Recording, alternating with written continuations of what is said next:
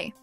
In today's video, we will be learning how to change line spacing in Microsoft Word using a handy shortcut key.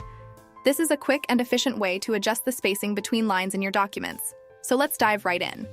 To begin, make sure you have your document open in Microsoft Word. I have a sample document here for demonstration purposes.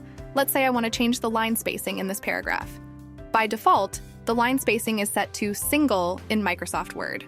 Now, to change the line spacing using the shortcut key, simply place your cursor anywhere within the paragraph and hold down the Control key while pressing the 1 key on your keyboard. Great! Just like that, you have changed the line spacing to single in this paragraph. Now let's try adjusting the line spacing to 1.5. To change the line spacing to 1.5, hold down the Control key and press the 5 key on your keyboard. Fantastic!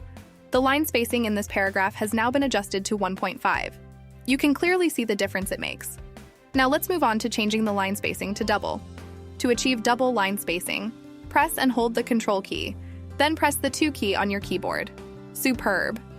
As you can see, the line spacing in this paragraph has now been changed to double, providing even more space between the lines.